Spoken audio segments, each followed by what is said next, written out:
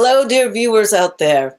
I'm Midori, and welcome back to Consent Dojo with Shibari Study, hosted by Shibari Study. And we are now at our 13th Consent Dojo. For those of you who are joining us for the first time, welcome, welcome. For veteran Consent Dojo belt holders, welcome back. A little about Consent Dojo. This is a monthly conversation where we're going to consider the nuances and build up our consent muscles by talking to fantastic human beings in various fields of sex positivity and consent practices. Consent is not easy. It is also very important. However, if we practice it at an everyday level, then we build up our consent muscles, and it gets easier and easier. And by each of us practicing our consent muscle, and we grow towards a greater consent culture, which means overall it just makes it easier for everyone else. And you know why this is important? Not just because it's a good idea, because we want to get more play.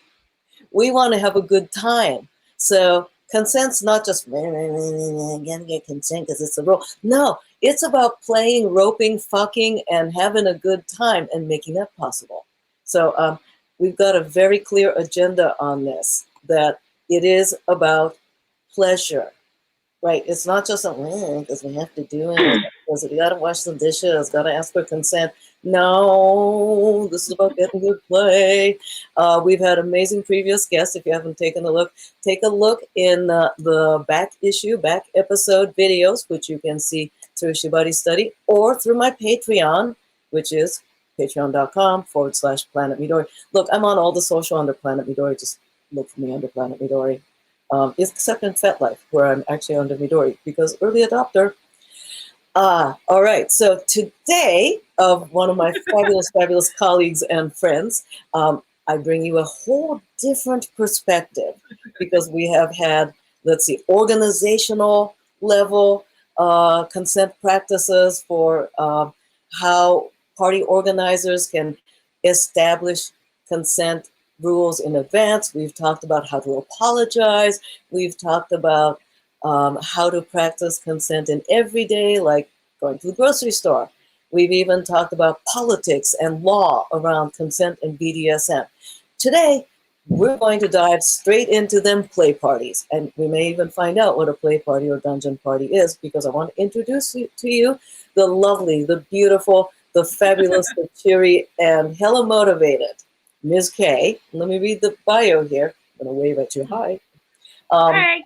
MsK, she, her pronoun, is a black, bi, goth, cis-gendered fat female parent from Nashville, Tennessee. That's in the United States. Yes, and I know Nashville from fantastic whiskey. Great place. She's an active member of the kink subculture and body acceptance communities of the Southeast region of the U.S. She serves on many boards, kink boards, etc., facilitating workshops and teaching exciting fun classes and healthy kink foundations. We've known each other for a long, long time. Wow. Yes. I know, shocking. Time goes by when we're perverts. There's a great bio here. Read it all through. I want to skip to the good stuff here where when MsK is not kicking butt as an organizer and educator, and also training place-based monitors. We'll get into that. She's raising her smart, beautiful teenage autistic daughter. She actively supports parents of special needs children, providing much needed resources and outreach. She's married to her partner in crime, who thoroughly supports and encourages her journey to teach kink and sex education. Easiest place to find her on social media is Instagram. Go for Mistress K _ K13. So Mistress K _ K13. You're also on FetLife, right? I'll bet. All right. Yeah, Instagram's probably the easiest. Yeah, for everyone. And viewers are coming from all over the globe and all sorts of different experience levels. So those of you who are watching live and you're, I think if you're a member, you can comment in. I believe that's how it works. Your questions and comments, go ahead and send them in. They will get sent through by the producer, and we will see them. So there's going to be a little bit of a delay, all right? But please, please, please comment, ask questions, so the two of us don't feel like we're talking in a vacuum. I mean, if we're going to be hanging out, I'd rather be doing it over a coffee, you know, at a kinky conference in the lobby or something like, you know, Sex Down South. But, oh, also heads up, MsK, I've got construction going next door. So occasionally there may be bang, bang, bang. It's not an earthquake. I live in San Francisco. Houses are close. Occasionally, if it gets really loud, I might mute my side for just a sec. Right. Gotcha. Yeah. Welcome. And thank you for coming on board for Consent Dojo. Really appreciate it. Well, thanks for having me. I was like, yes, I'll do it. Oh, I can sense my thing. and you are looking fantastically, fabulously sexy. Yay. Thank you. Yay. Now, let's see. I got some questions for you. Now, we got to, I invited you on here because I discovered, and I should have known this, but, you know, I know you through, like, the public education side. You do behind-the-scenes education for, I found out, for dungeon monitors and play space monitors. And that's like, aha. And I got to thinking, because you teach them about how to deal with consent policy situations and how to create a great play party from their perspective. So I want to dive into that, of your myriad of interests.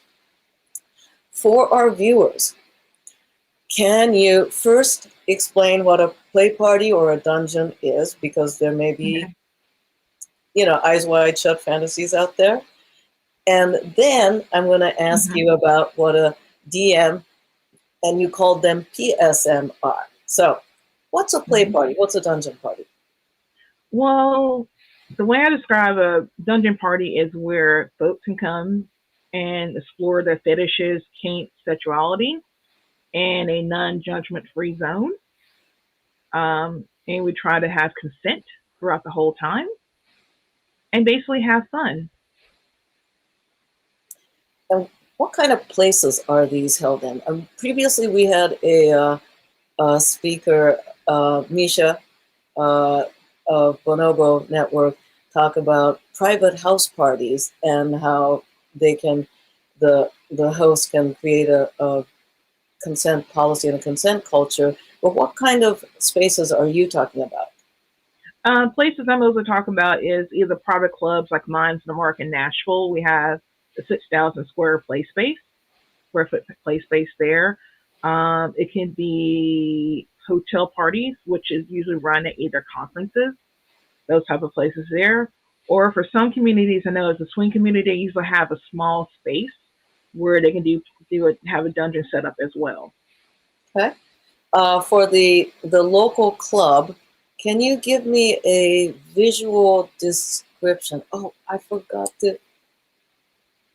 I'm sorry. I forgot. I'm trying to be better at accessibility, and I'm trying to be better about describing what I look like and what the visual is for people who are listening. So yeah, I'm just gonna just mention that for a moment. That I am a middle-aged Asian American woman with half my hair is right now teal and the other half is kind of a rose pink. I'm wearing a blue and white loose Japanese blouse, in other words, flowy, and a white office background with my books and stuffed animals behind me. I'm also wearing glasses. So, sorry, I had to give the visual. And speaking of visual, can you give us a visual of, like, what would I see what does it look like on the outside of the building, and walk us through the play party, what it looks like? Most play parties, it won't be obvious in the back. It either could be most of the time small houses or like our facility, we're a actual warehouse. So you might see a couple of cars outside. You'll see the two entrances, one that says staff only, and you see a large ramp that's handicap accessible. They can either go all the way that way or the stairs, and you'll see the front door. Normally on that door it says CPI guest, CPI member / guest, and then our official policy on COVID currently right now. When you walk in the door, you'll be greeted by a front desk staff. They'll ask the CID, ask you're a member. If you're not a member with your person, you're a guest of a member, you'll sign a consent form, knowing what are the risks being here, that you do not have to participate in all activities, and the consequences if you decide to out somebody or do something that's not part of our rules. Once So you do that, so they have to no, sign. go ahead.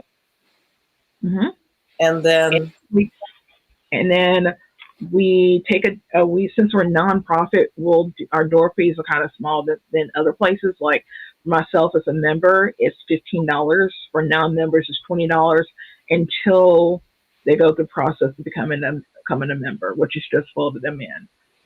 Because we're also seen by the city as a sex club as well. And so that's in a lobby area, right? That's in a lobby area. That's the front lobby. Okay. And then after you go through the doors in the front lobby, you come into a big lobby itself. To the left of that lobby, you have a lounge with different black seats. You have a fireplace, kind of a fireplace onto the side with lots of beautiful art by one of our local kinksters, Kate Kinsey. She does a lot of art. You probably see a TV screen because we have sometimes movie nights or display classes on that TV screen. And if you sit down from the couches, you'll see windows but they have bars on them just for that little something where if you don't want to go inside the dungeon, you can sit there and just watch until you're able enough to go in there. To the right, you have a large lobby area. The first table on the left, you'll talk about pronouns and genders, and have a gender bowl where if you like to be free, and you know, I know how some of the outside will tell you one gender, but you feel this way. There's a bowl where you can get actually buttons that we make ourselves. Well, a couple of our volunteers make. Oh, that's cute. That's great. And then the next station, you'll see a charging station and about different kinks. Like we have the Uber kink, where kind of like looks like a periodic table, different kinks. The next table will have about non-monogamy relationships and a plethora of safe sex things such as condoms, lube, dental dams, female condoms, and the lobby area. And then you have a sink where people can actually grab tea themselves because we have hot water that goes directly. Oh, okay. And then you'll have inside the lobby, the main lobby, you have two all gender restrooms that are accessible as well for everybody. And we have a little snack station to your right. It has a refrigerator with Gatorade, Coke, juice boxes just to keep you going, and where people can store the stuff after play. And then you have the snack bar with chips, granola bars, a microwave, and a coffee maker itself you can grab. And then if you go past that and go again, you'll see in the side of the refrigerator, you see a big stick from our old club. It's basically a whipping post. It has a plaque on it because before we moved, it kind of died. Oh my God. Yeah, during someone's scene, it kind of went, so we can't use it anymore. We can't use it. So now it's a decoration. Now it's a decoration. Oh, cute. And then we have in that same lobby, when you pass the whipping post, we have our own classroom as of right now that we teach all our classes. Some demos. People meet there, like there's a littles group that meets there. There's a power exchange group that meets in the area as well. And we have a small library currently right now because for people that can reference in case they cares about certain things, such as your book in the background. Oh, thank you. Yeah. Yeah. Are you taking, a little aside, are you taking any book donations? Because I'm like needing to clear out my bookshelf. Oh, we're always taking book donations because we're trying to build it up. Oh, yeah, well, I will call you, yes. We're always taking book donations because sometimes I'll find books and I'll like give them to the library. Yeah. So for We're hoping. viewers, if you have books around kink, I assume fiction and nonfiction as well as Yes. general sexuality, and you want to Marie Kondo and you want to move that along, please find your local place-based and nonprofit organizations such as the one that MsK is at, but you may find one in your area and donate it because somebody else can benefit from your condoizing. Yeah, especially when people may not be able to bring that material home. They can just actually, we have people that sit in the classroom and just read. And then they can copy the list of books we have in case they want to purchase them on Kindle or later on for their pleasure. And then the exciting part is across from the classroom is the doors to our play space. We see a plethora of almost everything. So there's the door. Okay. So for viewers who've been to play spaces like this, we're going through this because there's a lot of other viewers who have never been. All right. So let's see.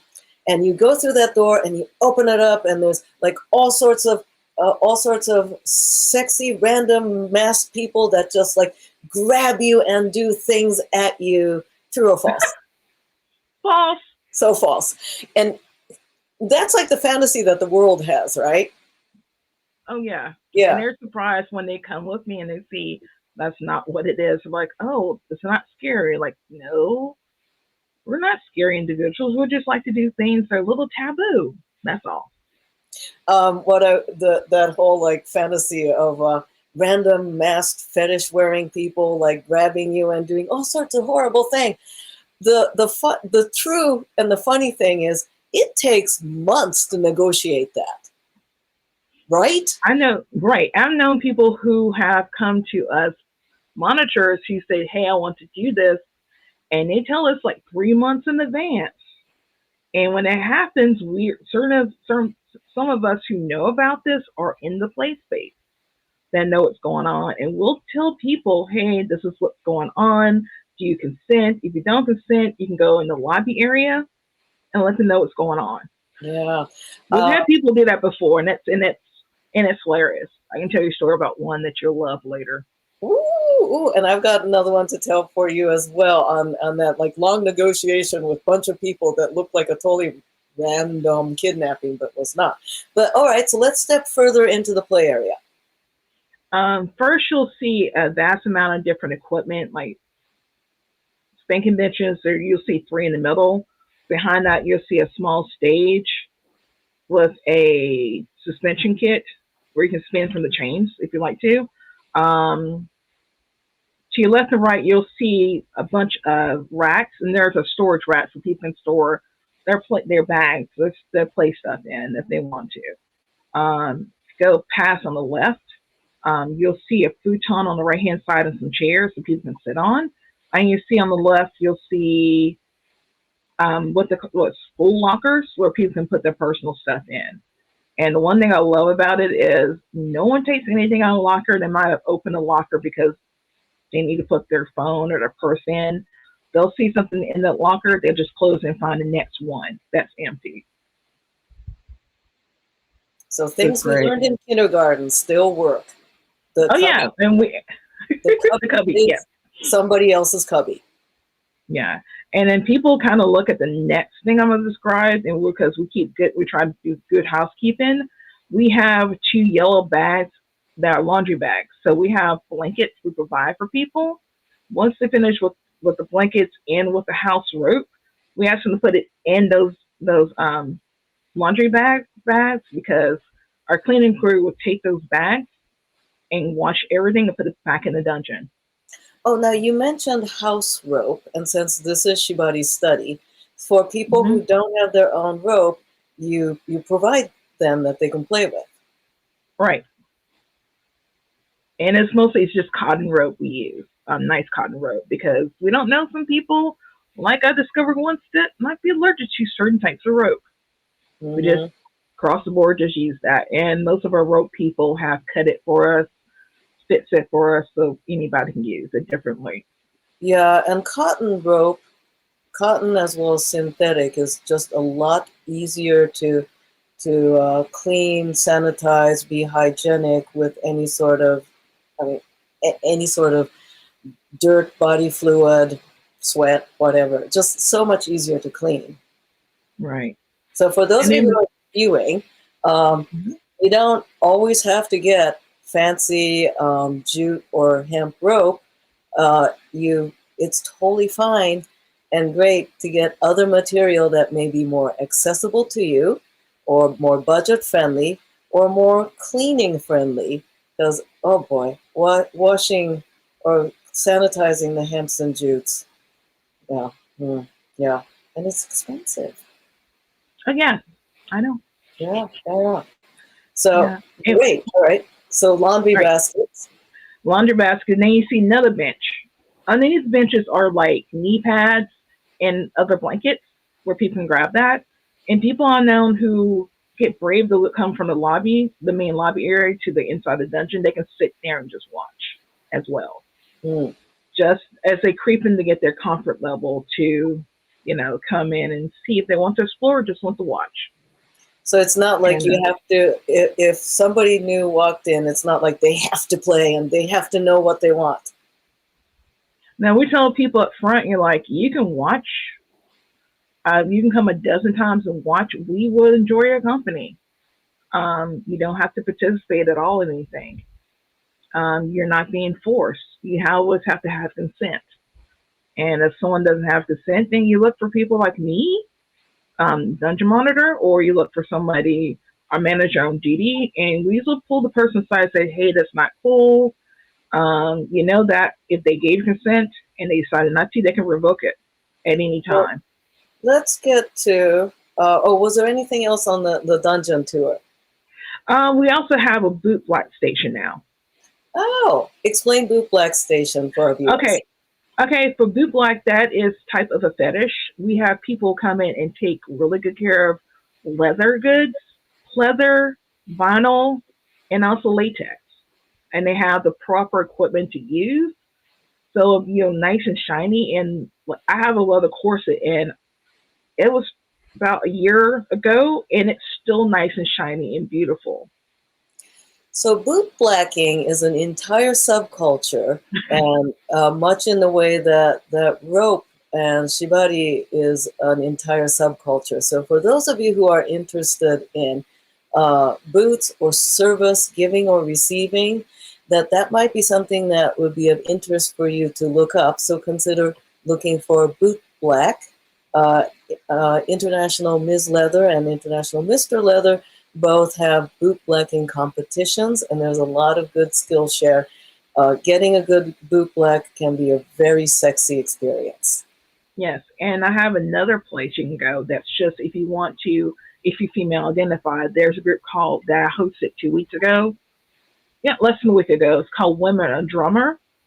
They're all a leather sisterhood, and they have several people who their thing is boot black and service. In some of their events, they do have stations where they can take good care of you. I know one of the people who is currently has their slash from them. She has 5 boot black stations. 2 are portable. I'm like, oh, Impressive. I know. And what's after the boot black station? You have like several pieces of equipment. You'll have like a punching bag that people can attach to do scenes with. You'll have another spanking bench. You have, I forgot what it's called, but it's basically it's the playground equipment that you can hang off of. Oh, yeah. Planet Red. We have for adults. Great. Those are Oh, great. yeah. And so they're so sturdy. They're very sturdy. Just don't put more than 5 people on there. Another story later. Then you have a crane, which basically you can actually attach people to. It's movable. And then we have 3 little sections in the back. We have where there's a set swing, and one place with a mirror. Then we have 2 medical bays where you can want to do medical play, massage, things of that nature.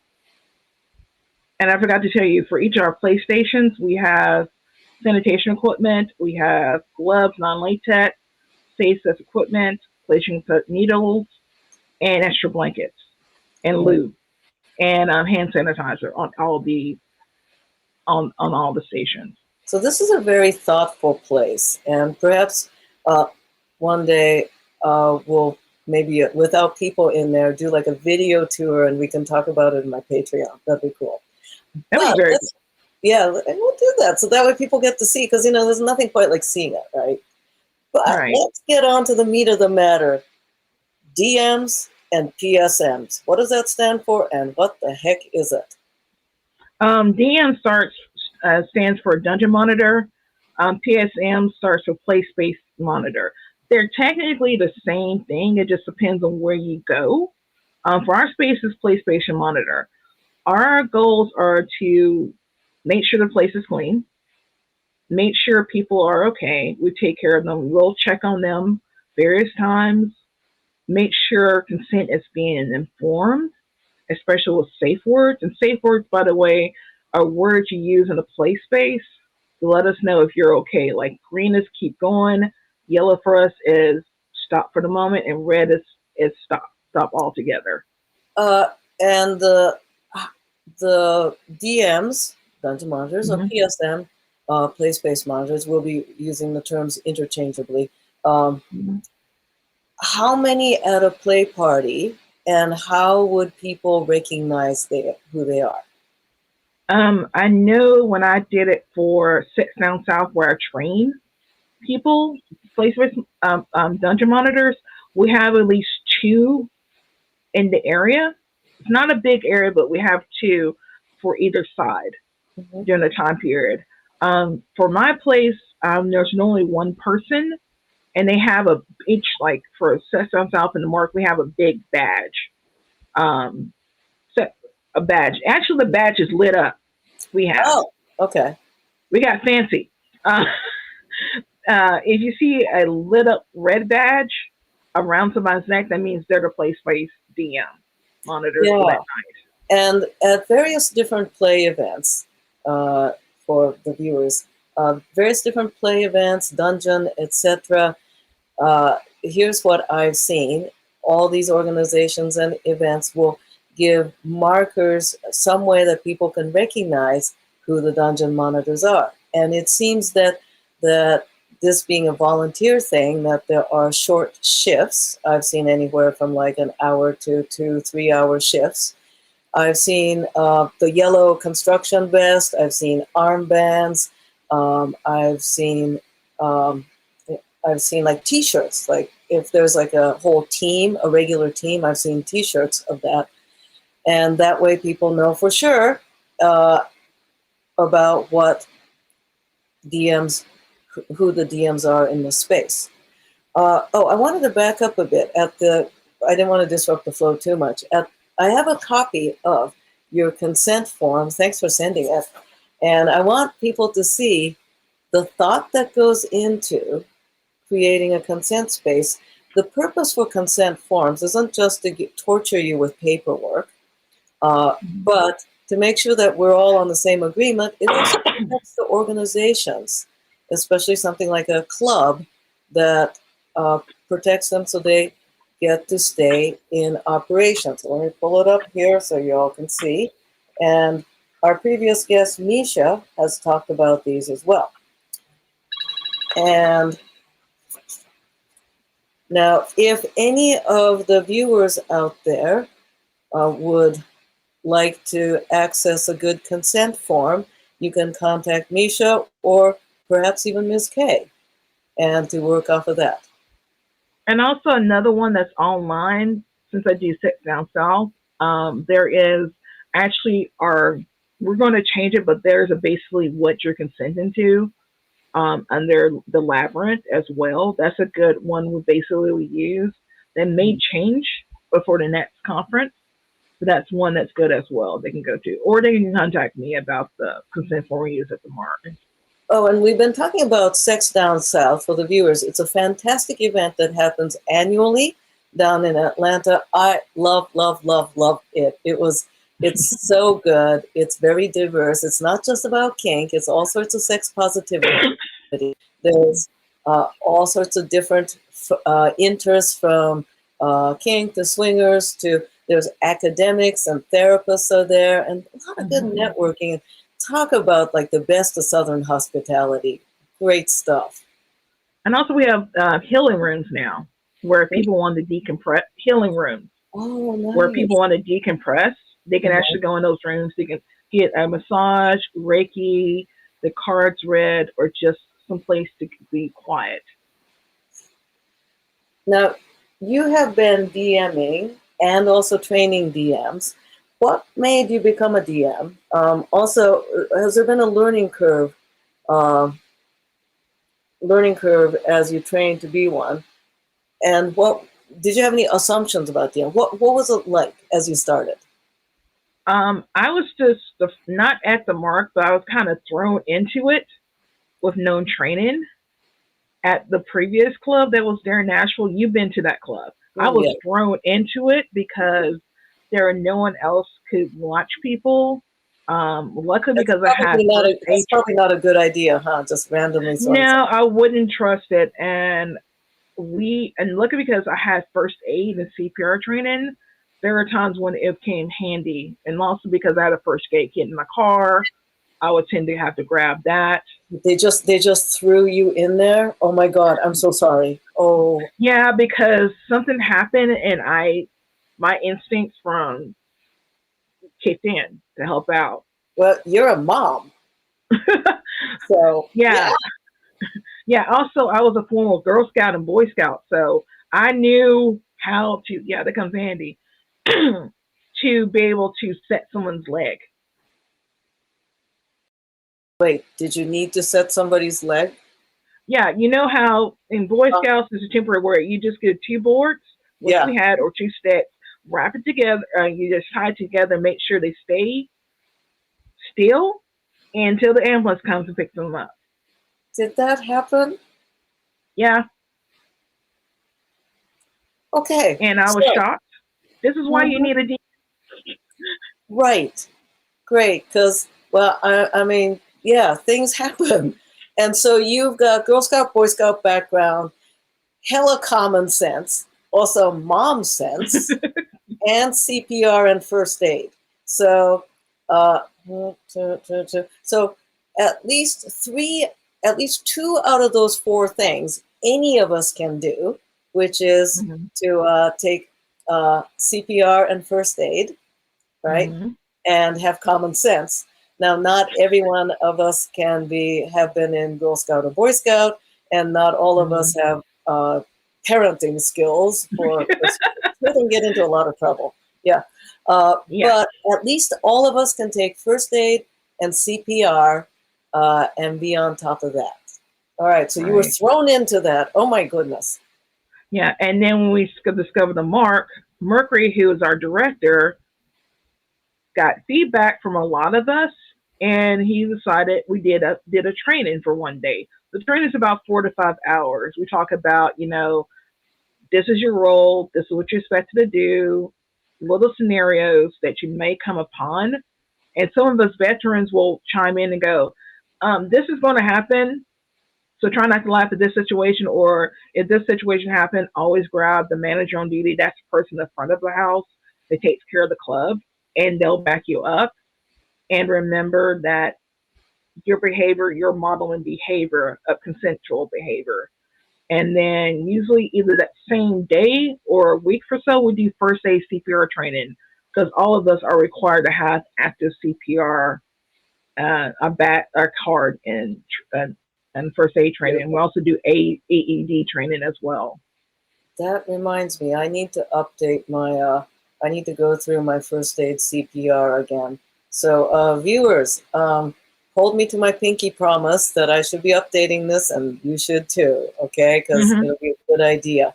This seems like a very thorough program, and I'm kind of guessing that that's not how all places are getting their DMs. No, no, we've had people come in to do the training with us, other clubs. I know Mercury, who did this, and a bunch of us who are in management kind of had input in it, has gone to other places to teach this as well.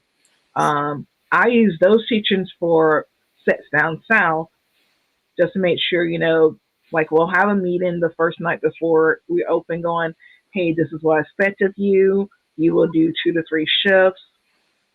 Since you're volunteering for that time period, I made a bag as our badge with our logo on it that carries safety scissors, gloves, small lube, not lube, but small hand sanitizers, and the small like band-aids and stuff I put in the bags for them. And last year we had face shields I bought so they can wear for safety.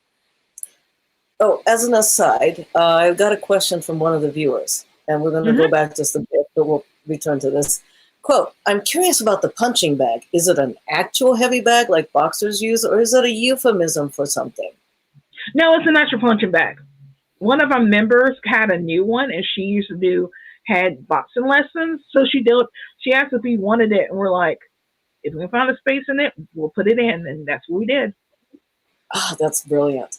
All right, so back to our topic, which was DMing. Well, they asked a question, we had to answer it. Yeah, right. Yeah. So on the DMing, I have some questions written out for you.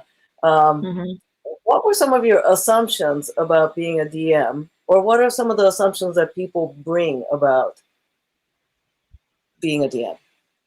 My assumption was that we had to be perfect.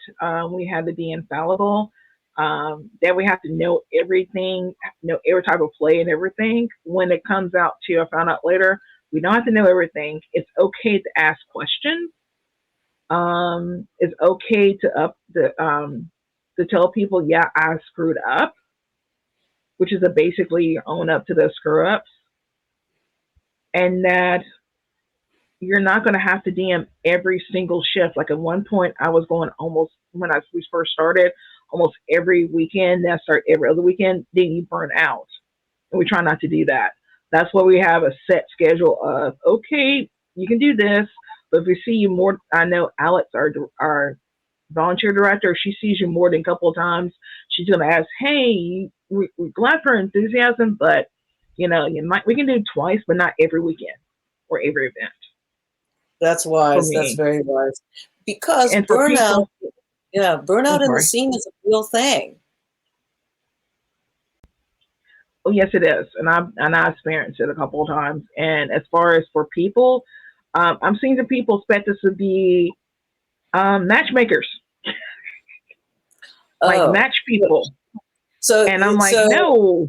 So people come up to you going, hey, I'm looking for a hot rope dominant. Can you hook me up? I usually will point to the person or point to somebody, but it's like, I'm not matching you. I have a big disclosure. I am not going to match you up with somebody. I can point you in the direction of somebody that knows something that you like, but don't expect me to hook you up. Yeah, your name is not Tinder. No, it's not Tinder. It's not Grindr. It's not all the other apps.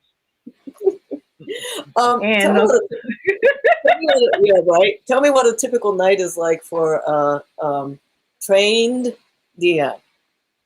Typical night is we'll come in like 30 minutes or 20 minutes before we open. We'll talk to the MOD, the manager on duty. We'll try to see what's the game plan or no game plan at all. We'll go in, cut all the lights. That brings a little sexual. Yeah, not that many.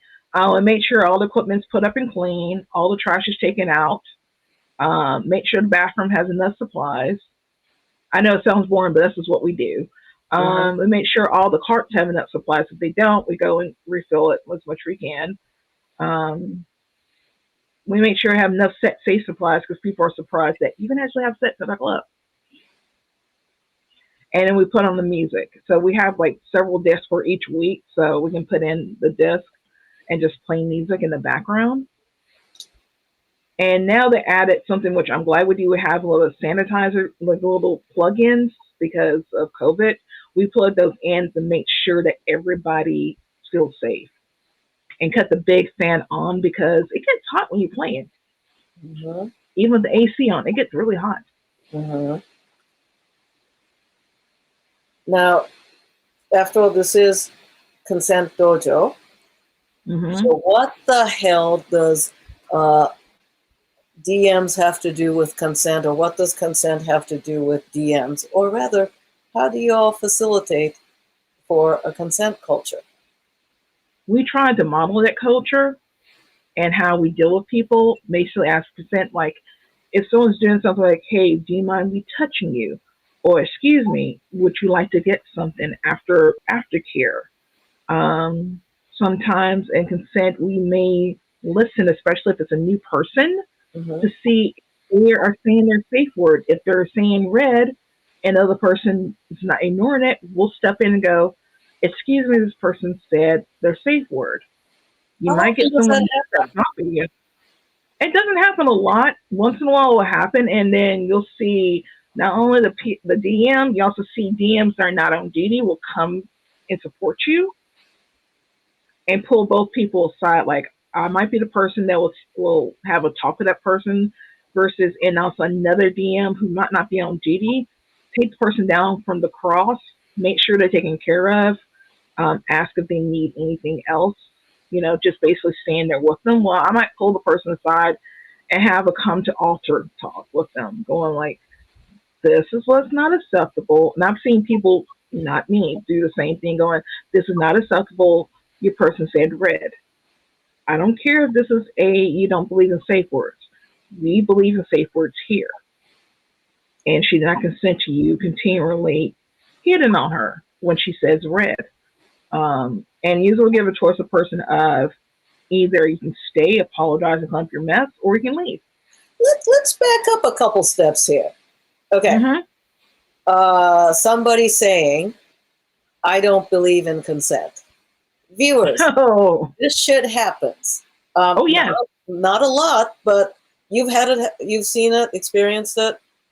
And I've experienced it myself where someone did something to me because I used to switch. So when I was bottoming, someone did something when I was in subspace. And I said, stop. The person did not stop. And there was no consequences to that person. And that was at another facility. Okay. Wow. All right. So y'all, watching, there are folks out there who believe that. You might want to check that out. Find out if that's their approach. I say no bueno on that. Now, little secret, this is where safe signals come in. Sometimes there's role playing, like a kidnapping role playing or something, where like all the no, stop, kind of words are fun. And I might play without safe word, but there will be Mm-hmm. a safe signal or gradient that I have with the person. So agreements between viewer, you and your person or persons, it can come in the form of words or signals as a way to say the game time's over. Yeah. Yeah. And also it's good when you have those type of scenes to go to the DM or to go to MOD. We'll talk about this. We'll say, hey, can you do this after 11 o'clock when people are dying down and whoever's in that space will ask for consent. We'll go to each person and ask, do you consent to stay in here? This is what's going to happen. It might trigger you. If they say yes, we'll keep an eye on that person. Sometimes you might have an off-duty DM will help you. If you do not consent, we'll direct them to the lobby area where they don't have to worry about that particular scene. And you do it, you ask for it to be later, so it's not when it's so busy. Is that it? Correct. We're trying to do it when it's not so busy. Okay. All right. So that way, a fantasy, quote, no safe word, unquote, can actually be facilitated. So for the viewers, a no safe word scene actually has a lot of agreements behind it in order to make it feel like there's no safe word. So it's this very nuanced thing. If somebody actually believes that there's no safe word and they get to do whatever they want,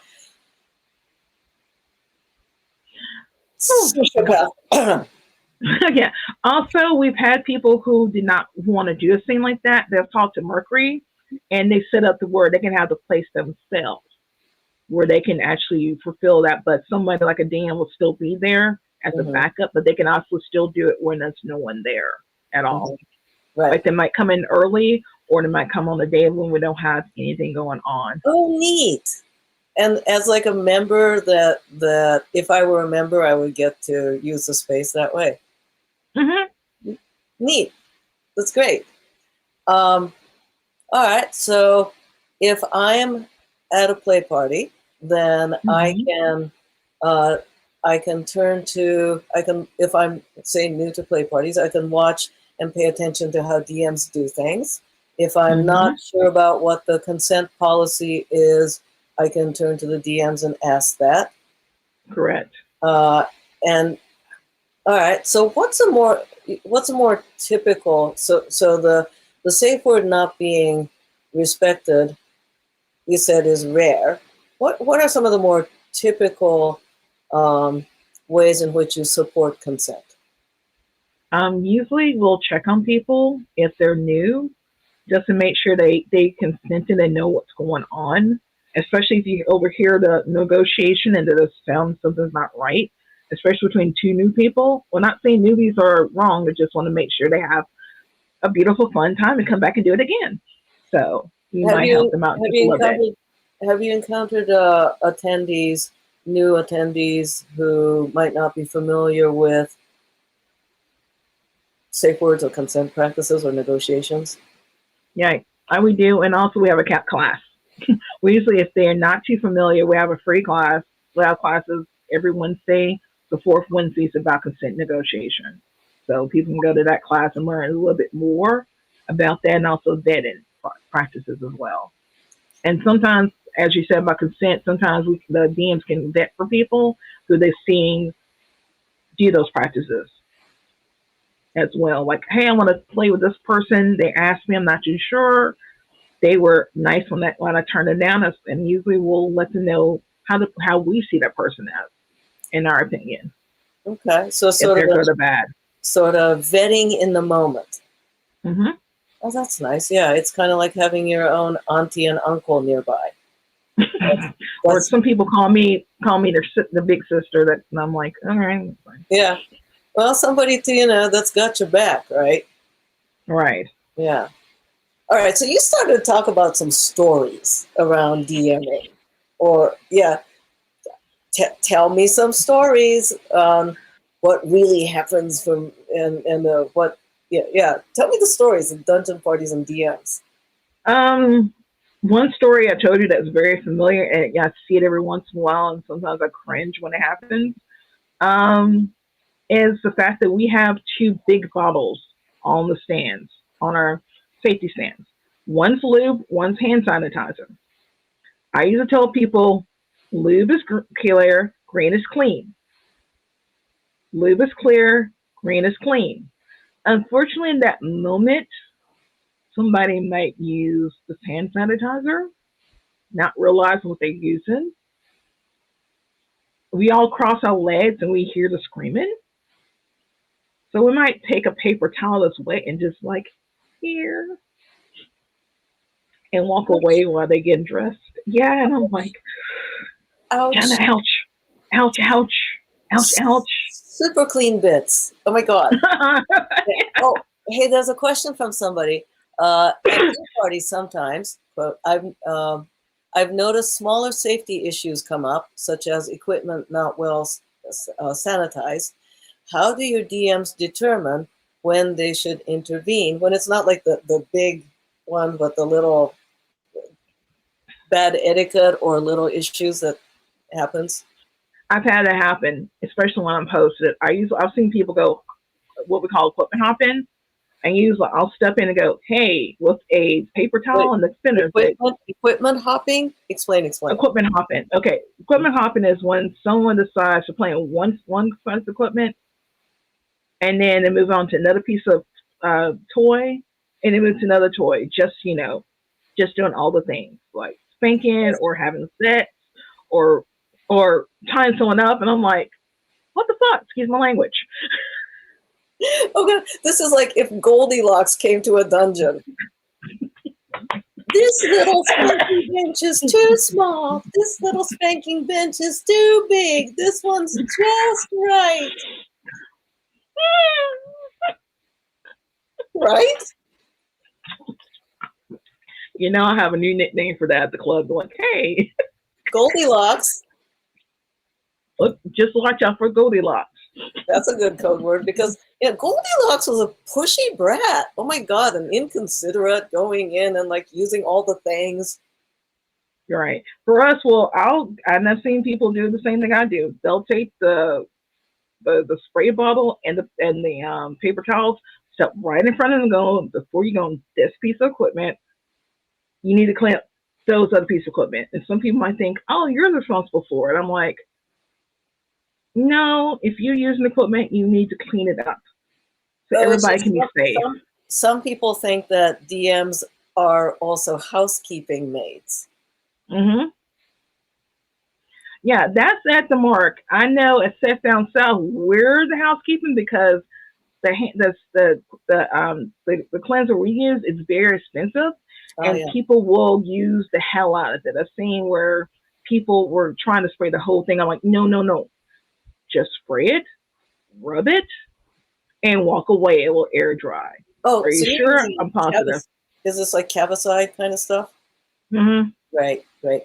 Viewers, Cavicide is a surface cleaner, not hand sanitizer. It's expensive and really harsh and bad for direct contact. So you need to wipe it down, let it dry. Read the instructions and follow it. You can't just wipe it and use it. Yeah, and we've had to also tell people how to use it as well. Mm-hmm. But usually that person might look mad. I'm like, before you touch this, you need to clean those two pieces of equipment. And they're like, I don't know how to do it. Oh, let me show you. Pull them over and they're like, you spray and then you rub and let it dry. Now your turn. All right. So I bet these are the same people that at the gym don't clean the weight benches either. And there's like this sheen of icky sweat. Ugh. Oh God. It's the same people, I swear. Yeah. No, and it's funny where they realize after a while, and they see other people who clean their stuff with no question. I mean, then they realize that the DM's not responsible. Social for cleaning. Pressure. Yeah, we have that social that culture. Yeah. In our play space of people have to be responsible for themselves. So I want to expand, for the viewers, I want to expand the idea of consent, that there's consent and agreement between the two players. Yeah, so let's say MsK and I are playing, there's a consent between us. But then there's also agreements between, aka consent, between me and the space. Mm-hmm. So there's an agreement. So when we think about consent in play, it's not just between the individuals playing. We've already talked about consent between the agreements between the individuals playing, but also agreement with the other people around when, say, there's a intense scene where making sure that the others around are in agreement that this is going to happen or to make decisions around that. And then there's the agreement between participants and the venue agreement. And if we go even bigger, there's an agreement between, there's an agreement between the venue and the municipality. Mm-hmm. And that's a clear agreement. Yeah. Yeah, and this is clearly something that people know that this is what happens. We make it clear as black and white. And I'm actually, funny enough, I'm teaching this tomorrow about our play space tomorrow night. I'm taking about this and the rules, which are very simple in our play space. Yeah. And when we start to think about play space rules as a consent topic, then maybe people will be a little better about it, that it's not just annoying rules that, don't run with scissors, don't run in the hallway, that it's actually a a space use, a community consent, community agreement. Right. Got a question here. Are there any good warning signs for DMs to start to pay attention to what's going on? One good warning sign, especially someone restrained, if you notice how their body is. If you're reading good body language, is a good thing. To see if the person if they need to be taken down a notch, let's say if they're on a cross or on the wall. When you start noticing, you might go to the side and go, that's what I do. And they're like, oh, I might get the person's attention not to disturb the scene to go. So they know to probably, and then, or do this and just have them do a hand check. So what you do is it sounds like you go for the least intrusive first step. Instead of going, excuse me, I saw the person going limp and I need to check on the consent. Right. But instead we usually try to do that. And then some people, even if they see a scene that does not look well, we'll get next to that person and let them know that maybe they need to calm down. Yeah. We've seen some of our guys who are tall, who, especially with whips and floggers, who are experienced, you might see them like right there next to that person, just to give them a hint of you're hitting too fast, or you might want to slow down. Right. Okay. I just had a goofy idea. Ooh, maybe something for Sex Down South is like skits of the kind of a Saturday Night Live style skits of bad DMs and bad scenes. Actually, I'm doing a training on that as well. You do? I'm doing a class. I'm doing it. When they were like, "Can you do an etiquette class for the dungeon?" I was like, "Sure." Short class, going like, "This is what you do. This is what you don't do. Oh my God! This is why you sign a consent form." Yeah, because seeing it performed is probably a better way for many people to learn it rather than like trying to read it. Right. Got another question here. Let's see. When consent is being broken, other than safe words, what are good things to look out for? Again, body language. If that person is not moving, or the person is getting really, really silent, that's when you might have to intervene. You might do a little invasiveness just to check on that person to see what's going on.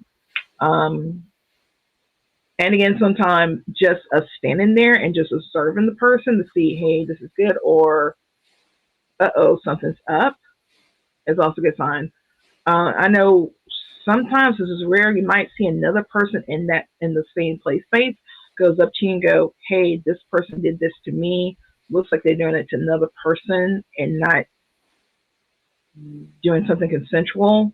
That's when you might go, and then might make that well known to other people, like other monitors who are keep an eye. Like we're still, like I said, even some of us are off duty. We'll keep an eye out. Great. Got another one. We've got some great questions today. Let's see. We talk a fair bit about aftercare here in Kink World. Do your DMs try to look out for people post-scene if no one else is, or is that outside of DM responsibility? You're supposed not to, but a lot of us will do it. Like we'll get a blanket, some water, or a granola bar just to check on that person, especially if you can tell that person who they're seeing with them, just leave them alone. You'll see one person going to that person going, hey, you need to check on this person because of the drop-in. And another DM going, hey, do you mind if I touch you? May I put this blanket over you? May I give you some water? Do you have to go to the bathroom? Do you need a little bit of pick-me-up? Like I carry chocolate sometimes in my pocket so I can give them a piece of chocolate. Just, because that does happen where, especially with new people who don't realize that aftercare is a must. And it should be part of your negotiation. About aftercare, I have a whole video that I've done previously for Shibari Study that I have over at my Patreon, and it's an entire class about it. So for viewers, aftercare is it's aftercare that is optimal for each individual is necessary. Sometimes that aftercare is not the same thing for everyone. Sometimes it's about being left alone. Sometimes it's about talking a mile a minute. Sometimes it's about eating. Sometimes it's not about. Some people want a blankie. Some people are like, no, no, no, don't touch me. I'm too hot. And some people need their recalibration aftercare the next day. So each individual will have a different aftercare need. So check out my video about the power of aftercare. And for those of you who want to check it out, it'll be over at my patreon.com/Planet Midori. Now, my opinion here, and I'm glad this person asked that, is I appreciate human beings that happen to be DMs taking on the responsibility, but it shouldn't have to be because No, yeah, and it shouldn't have to be, but it shouldn't have to be. But sometimes that's when we have to intervene and educate each party. Where the person, if the person didn't need aftercare, we'll ask that question. They're like, "No, we're good." We leave them alone. But if you can tell there's no discussion, we might bring the other person, put them aside, and go, "Hey, listen, that's not cool to do that. Did you discuss this?" No, and they're like, "Oh, I thought there will be." No, that won't be. You have to discuss it in your negotiation. Yes. And then, and the other person may not even think about, they might think they're not going to drop, especially if it's your first time. They may have that, okay, let me go back, because some people might not know this. Drop is usually when you're finishing up a scene, when someone's playing you or you're playing somebody, and you immediately feel disoriented, you feel thirsty, you're coming down from that high, that adrenaline high, and you're just blah. And sometimes you will need maybe that, you said, aftercare to recalibrate, to get them started to, calm down a little bit more. Because when you have a drop and there's no aftercare, that person could drive home and the drop hits them then, which is bad.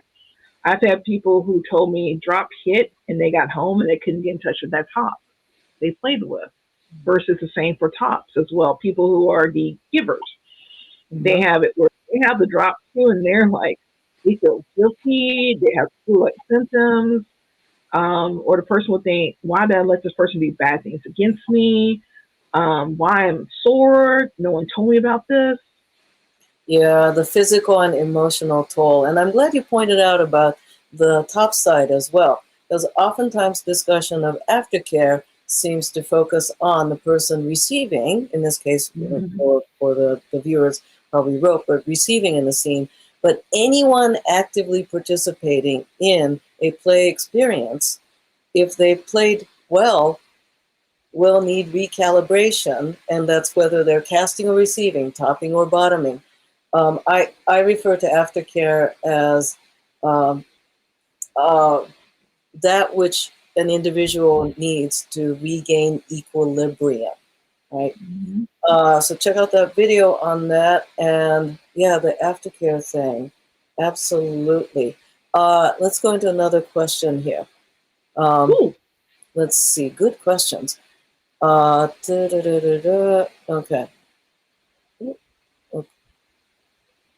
I need to find the questions. Where did it go? Here we go. We asked what's a good thing to look for. Wondering if it makes sense to check with your dungeon monitor before trying something, quote, new and interesting, like large group scene, playing with blood, kidnapping, or I'm going to also insert into it unfamiliar rope things. And how would I, if I'm a person doing something new and interesting, work with you, DM, as I know I'm going into a new scene, new kind of scene? I'm enthusiastic saying yes. This is a sign for yes, because that's something that we don't mind at all. Some people might be a little bit nervous because we might kind of, stand up as this authority figure. But if you come up and like, hey, I want to do, what is your feelings on this? Or I want to try this, how I go about it. One of the questions I would ask is, do you have any experience with this? If the answer is no, then you're like, do you have someone else that has experience with this? If the answer is yes, I usually tell them, here's the safety equipment you may need. Like if someone's doing a piercing scene, we may suggest you go into medical bay 1 where there's a chair. There's the equipment already there. There's a needle basket where they can go to and just, tell them, hey, just make sure, put something like a glove on the lamp so it'd be sanitized. This is what you need to do. Maybe advise them not to have a big crowd around them because that person could be claustrophobic when you're doing a needle scene. One of my favorite people who teaches this, that's how she teaches it, and she taught me how to recognize that. If someone wants to do rope, like if they want to do suspension and rope and they have no idea what they're doing, usually I try to dissuade them from doing it because they can get hurt. And we have concrete floors and that hurts very much. Yeah. Yeah. Yeah. Oh concrete is hard. So I might look for a rope top or bottom and going, hey, or else I do the best thing is there's a rope class next week. I would go to that. It's free. We're a community center. There might be a donation asked to use the place, but you can go. I would suggest people, hey, go to this class. This person teaches this. And they're like, usually people are like, oh, I didn't know you teach a class like that. I'm like, yeah. Mm-hmm. I usually in the thread that shows you all the classes taught every week, and they go to that class, and you might see them another time where they actually are doing the basics. Resources, education resources. It's today we have such great resources. Of course, a lot of bullshit too. I'd love to hear some more of what are some of the funniest things or funny things you've seen while DMing. Well, it's not funny, but this was the coolest scene I saw that involved some non-consent. One of our players and her partner set up a scene where there was food involved. So there's a lot of talk and a lot of places marked off and put in the move where she was a restaurant person, trying to pass the restaurant inspection, and the inspector was giving her a hard time, doing all this stuff to her. So she was doing revenge against the inspector where she was throwing food, she was blogging him, doing all this stuff. She's trying to keep it contained. She's trying to keep it contained. In her real life, she was having difficulties with inspectors. So she fictionalized a role-playing scene in the dungeon. Right. And she asked people, and we're like, I knew I wasn't the dungeon. I kind of substituted, and someone's like, hey, listen, this is what's going on. And I knew the person who was doing this. I'm like, oh, they're probably pros. They already set up the perimeter. They told people what's going to happen. And some of it was hilarious because she was like throwing food at him, spanking him, doing all these things. And they clean up after themselves. Some of it went somewhere else, flying on the wall, but they clean up. But they clean up, and they were like, sorry, we got too enthusiastic. We're like, that's the best damn scene we saw. Wow. And that's, everybody knows that story because when we talk about contained scenes, that's the best example of a contained scene. And so they after they finish, we got a big trash can. They throw all the stuff away. They sanitize, put stuff where it was. We actually helped them a little bit because there was a lot of stuff. And then they went home and took a shower and had sex because it was great.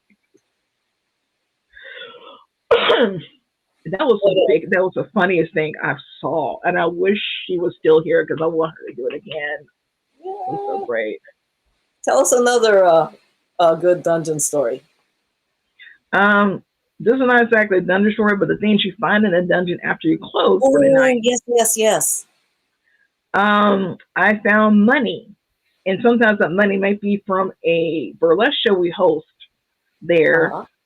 That's been somewhere embedded. We're like, what is this money? So it's like, did they exchange money? No, it's probably the tip. So we put them in donation things. We've seen money. We've seen pieces of equipment that are very nice. Like I know somebody has a queen in it, harness where they basically can put their slide the head in, this padded, really, really nice. This person left it there. This person no longer lives in Nashville. That thing costs a lot of money. And we're like, why would you leave this? We've seen roller skates. Because they were high. See, this is why Aftercare, folks, this is why Aftercare, because after a scene, whether you're topping or bottoming, you're high from the pleasure of it, and you leave stuff around. Oh, yeah. I've seen roller skates left around. Roller skates? Yeah. Elaborate. We have some people who are into roller derby or who are exhibitionists that might go around naked and be on roller skates. As long as they're not interfering with the scene, they might be on roller skates in the dungeon or the lobby. Oh my God. Okay. That's fantastic. They'll come back and get it later because they realize they were like, hey, I lost the roller skates. Like, it's in the lost and found. They'll come back and get it because that's expensive. Yeah, it is.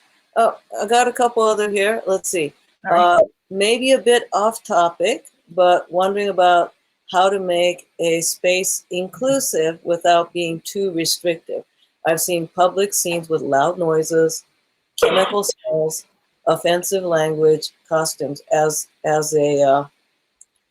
It's not really a DM question, but it is about inclusivity, consent agreement, and play spaces. So, thoughts on this? Usually we're like as consenting. When people give tours, we always let people know what's going on and what's inclusive. We usually tell people if something's offensive, we don't appreciate it. If it's an uncontainable scene, we try to tell people that's not like if they want to do a piss scene or they want to do a scene where they do edge play that's a little bit will even the most experienced taboo players freak out. We actually not ask them to do it. Like, for example, I had someone wanted to do a scene in Sage the Place. In what? Because that's just Sage. Okay. Oh, right. Sage is, explain Sage to our Okay, Sage, want to go back. Okay, let's explain Sage. When we're talking about saging, you're talking about basically dry sage in a bundle that's wrapped in rope that people use to cleanse the area or just make it where it's kind of like cleansing the air. Plant-based smoke creating incense. That's kind of a good way to think about it. Right. And unfortunately, we tell people we can't do it because that's a not contained scene. That maybe someone might trigger their allergies from it because it's in a contained. Because smells travel. Mm-hmm. That's why we don't have piss scenes or rainbow, which is vomit play. We don't have those type of scenes because they're uncontainable. As long as offensive language, that's when they have a talk with the DM. If that doesn't work, they'll talk to management, which is normally Mercury and someone else saying, hey, listen, this was not right. We've had complaints about you doing this from more than one person. Please be mindful. Can you please be mindful of this? They'll get a warning. If they don't, they'll ask, next time they come in, they have to talk to somebody before they enter the building because of that behavior and how it was addressed. Mm-hmm. That's how we do it at the market. Okay. And so for any of the events or organizers or DM trainers out there, this is something that you do need to be prepared for. And if you are playing and doing a scene that, as you beautifully put it, not contained, that to consider that and how to do that and discuss it with the people that are managing or monitoring the space. I've got another thought here, riffing off of somebody's question. So if rope bondage, shibari, any sort of rope bondage can be very technical. There may also be additional risks in, say, suspensions or rope around the neck, etc. If the DM themselves is not familiar with that kind of play, whether it's rope bondage or medical play, or in other words, if the DM is not familiar with the thing that is happening, what would you advise? For DMs and playtest managers, we usually go to somebody who knows experience. There's always someone at the club that's experienced with it. If they're not experienced, sometimes you go, hey, listen, I hate to disturb you, especially if they're not playing. Do you mind watching this scene with me to make sure they're doing something correctly? And 9 times out of 10, people don't mind. They're like, yes, I want to make sure they do this correctly because they're in our play space, which we consent to them being in that play space, and to make sure they're safe. And if it's like medical play, some people I know who are medical professionals will be like, hey, let me just sit with you while something's going on. And it's good that we can rely on players who have that experience who will educate people. Also, you're talking about rope play is always good because all of us have safety shares. Like there's places for safety shares, but I carry my own. I know a couple of DMs carry their own safety shares as well, in case we need to cut somebody out real quickly. We got a good question here. Wondering if it's hard to recruit dungeon monitors or play-space monitors. Are there fringe benefits or other incentives? And what tends to inspire individuals to volunteer and do the training and spend their, Saturday night doing shifts? I think the thing is that if we, let's say, have a split shift, that DM does not have to pay for entry because they're doing their service to the community. Sometimes when we have special events, those people get entry, don't have to pay for that. They get entry into the club because they're doing it. As far as volunteer training, we always ask because we always do volunteer training period twice a year. And we also tag on the DM training. So we try to ask people how to fill out their interests, what they like to do, their experiences. Yeah, how do you recruit them? We do blast on Fed. We do blast through Discord. We talk to people like someone's like, hey, I want to know how to volunteer. Well, we talk to them and tell them what they can volunteer for. This is when the trainings are happening. Or someone's like, I want to be a DM. Okay, so this volunteering training first.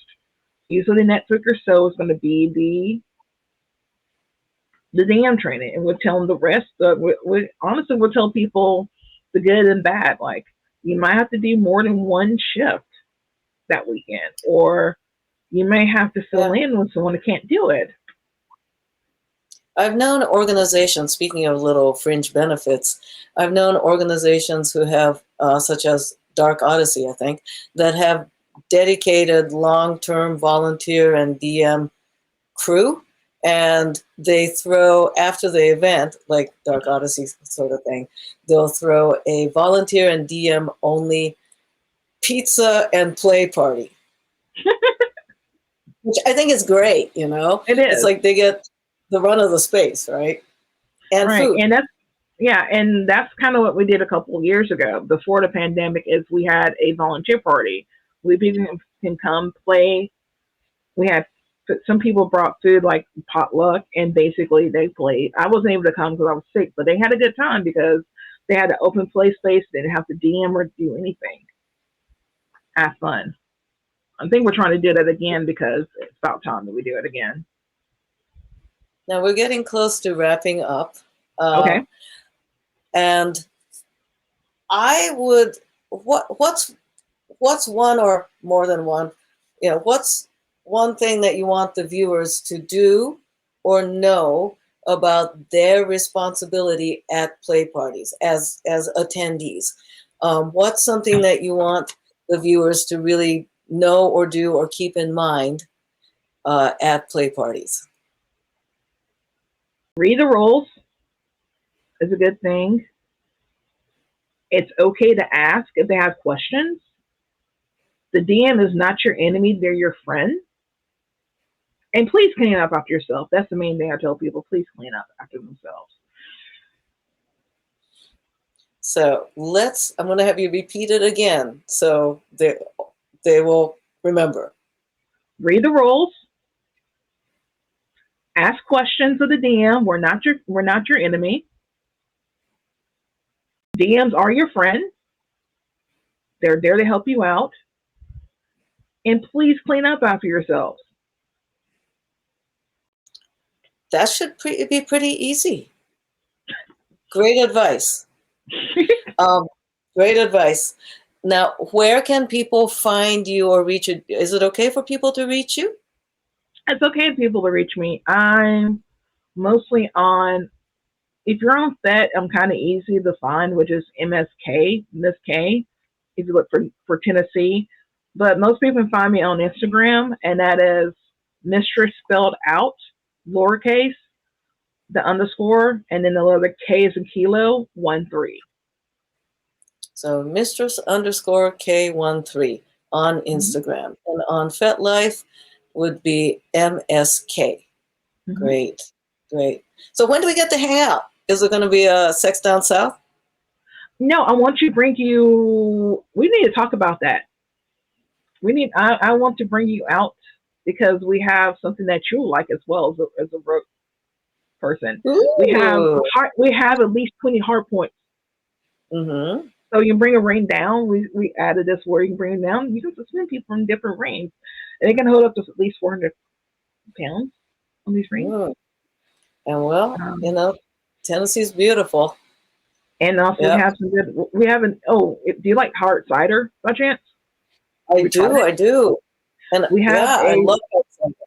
We have a hard cider distillery and a mead distillery that's really, really yummy. Oh, mead! Yay! I am actually all out of my good whiskey. So now you got me thinking. I got to start looking around. So, yeah. Hey, thank you so much for coming on Consent Dojo. And I want to turn to the viewers now, and here's something for you. Please practice good agreements with individuals, other people, and the space and the world around you. That each of us have a part in building excellent consent culture, which, remember, leads to hot play and feeling really good. So along with doing your regular exercises and stretching your muscles in yoga or running or whatever the heck it is, build up your consent muscle. Pay attention to how we make good agreements and good consent. And we'll have another Consent Dojo coming up next month on the second Tuesday usually. And for back episodes, you can go to Shibari Study or to my Patreon. This video will be posted in a little while over in my Patreon as well. And thank you for questions for future Consent Dojo. If you want a particular kind of topic addressed or perspective, please drop me a line. I can be found all over the place under Planet Midori. And back to you, MsK. Thank you so much. Thank you for having me. It's great. Yeah, we'll call each other. It doesn't have to be a class. You can come just a visit. Yeah. I have more for bed. Yay! All right, then, on that note, and goodbye. See you soon.